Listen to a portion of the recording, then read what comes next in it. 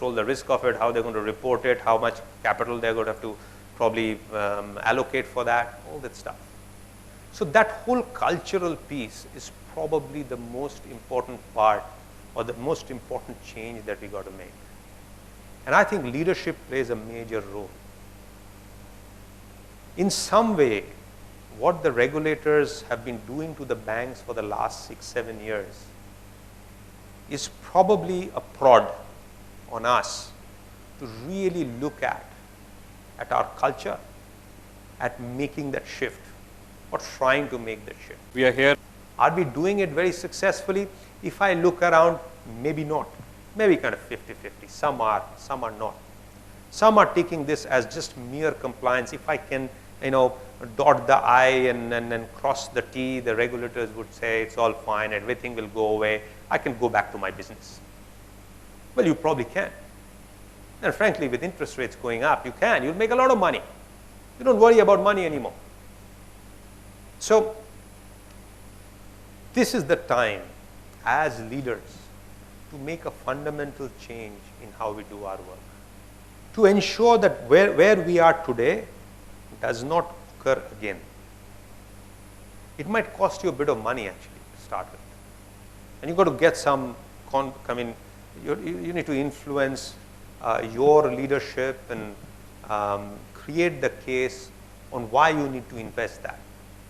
Again, QA costs money. That glue that you use to kind of nail that glass on the, or fix the glass on the table costs money, the straw costs money, but you have to show, you have data to show that, how much milk is spilled. I mean, somebody was telling me that amount of fines the financial industry has given over the last 6-7 years to each of their countries is in the billions. It's many, many, many billions. Really? Would it have taken us so much money to put the right QA infrastructure in place? I don't think so. You have a ready-made business case. But I think that's what I would like to leave you guys with, is what do you see in your environment which you can move to a QA, and what you can do to probably change the culture or the thinking of everybody who works in our organization, to say that risk, it's always there. It's always going to be there. You can't do away with it. Let's see how best we can manage it. Let's see how best we can minimize it. And then how best we can control it. The more visible you can make it, you probably you have a better chance of success. But overall, it all depends on how our front managers and our product managers really look at controlling some of the external, the ecosystem and what happens out there and the changes out there. That's the bigger thing, because it just changes so fast. It's not a one point in time you make a change now and hope it's going to hold. It's not going to hold. They're changing so fast that in 3 months it's probably out of date. So I think that's also another part of it. It has to be a continuous process by which we manage this. So thank you very much for having me here, and wish you all the best for the rest of the event.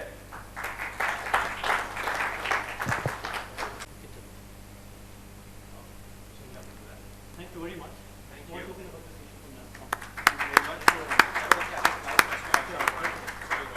Thank you, Abhi. We'll stay in touch.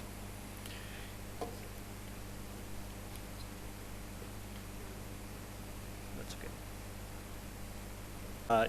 A very enlightening session. What I liked about what Avik said is the way he put things across. One of the things which we sometimes end up doing is actually tie ourselves in knots. As risk professionals, one of the things which we probably need to do a little better is how to align to the business, how to embed ourselves to the business and keep things simple. We often become a person with a checklist.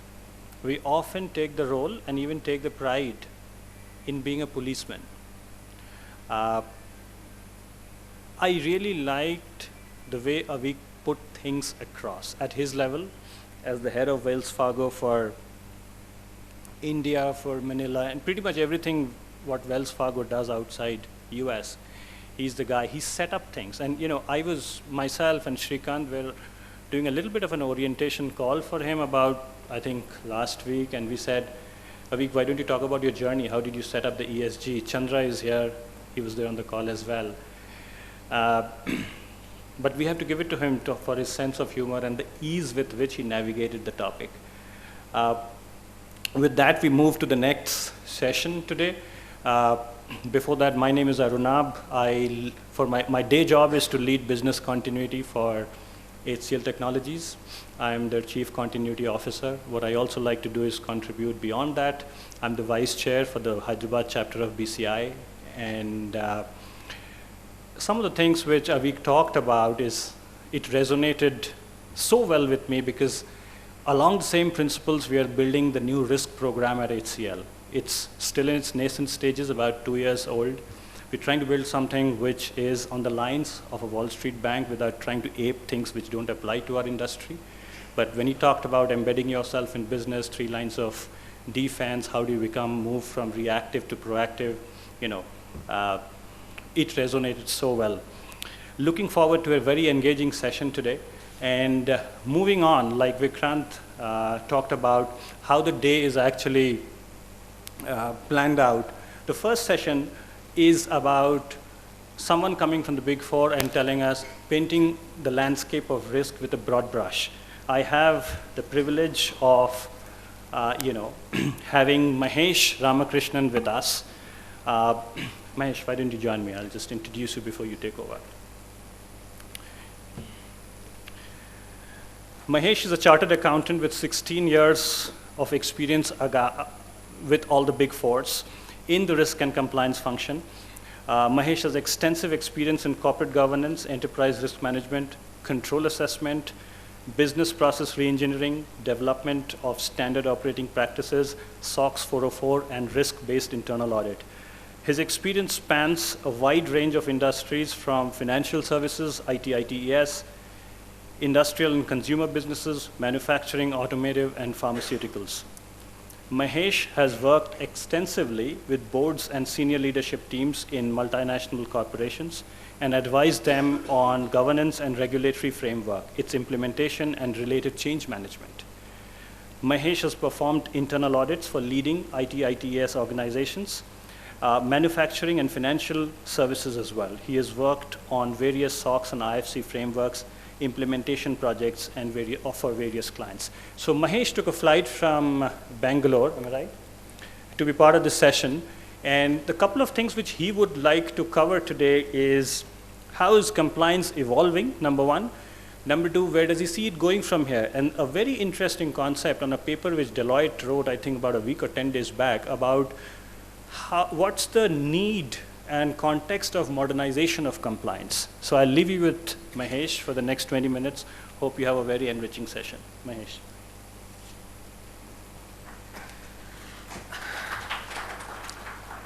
Okay. First of all, good afternoon, everyone. Before I start, I think it was thanks to the event organizers to have an industry person talk before me, because many of the points which he mentioned, it's always good to listen from an industry, because consultants are known to talk about the idealistic stuff, right? So many of the things which probably will be re-emphasized by me. The topic which was given to me was on the evolving landscape of risk and compliance. And as we all know, before something evolves, right, maybe from paper documents to Excel, there's a reason, there's a catalyst behind it, right? And let's look at it, why compliance and risk need to evolve, right, over a period. Sorry.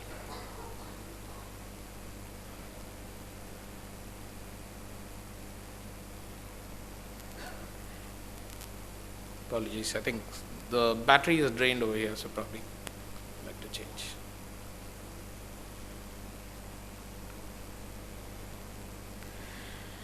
Okay, probably the slides will come up. I'll start talking about it considering the time which you all have spent over here.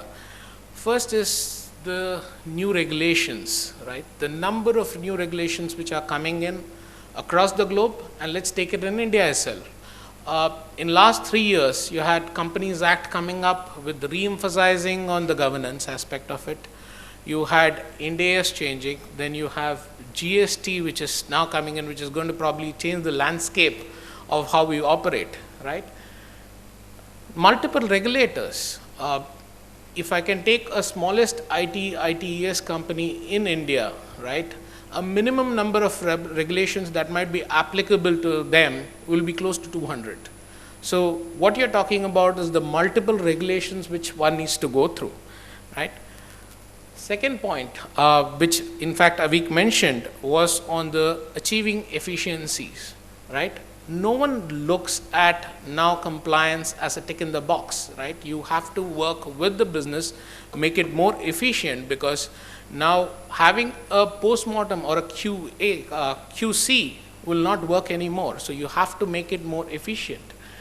Seek better integration with your lines of defense. You cannot be running a risk and compliance function devoid from your operational defense, because that is the primary focus, and you need to, risk and compliance has to evolve with the operations, because the business requirements are changing. Every aspect of the key of the business, it's fast, it's quite changing, dynamic right now. So it has to be, seek better integration. Then you have, now the expectation has moved from a gatekeeper to a value creator, right? Many of the projects, if you look at it, go through as we go along in the journey, the risk and compliance needs to sign off, because now what they expect is once the product launches, it's very easy to come back and say these 10 things went wrong.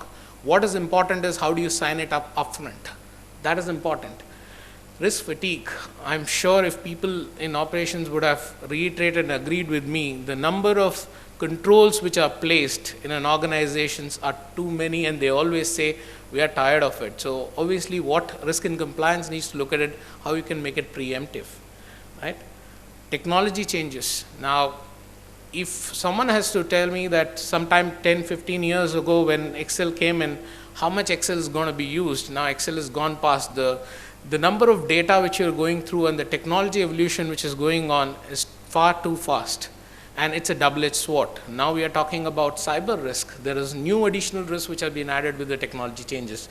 So this all has resulted in risk and compliance function to be far more proactive in response. So not as a gatekeeper, move into predictive analysis, looking at better integration with the business so that they deliver value, and looking at a holistic approach. So basically you need to look at it from an overall business sense rather than having a myopic about a regulation, right?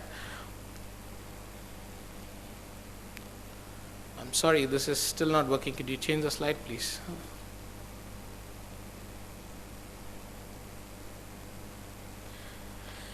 Okay, so what is the next phase, right? When we look at the next phase, how the risk and compliance has evolved as such.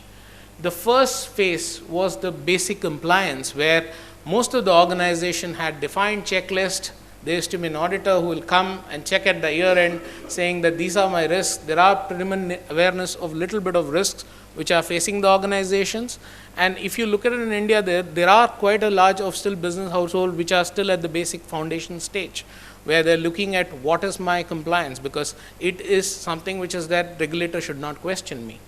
But as we modernize today, right, from a risk and compliance perspective, first thing which is coming into analytics. Now, why analytics? Now, if you look at it, you need to have what are your key risk indicators in your organization. There has to be data points. You analyze and go back to your business, and that's where the analytics comes in, because you're doing a value add as a first step.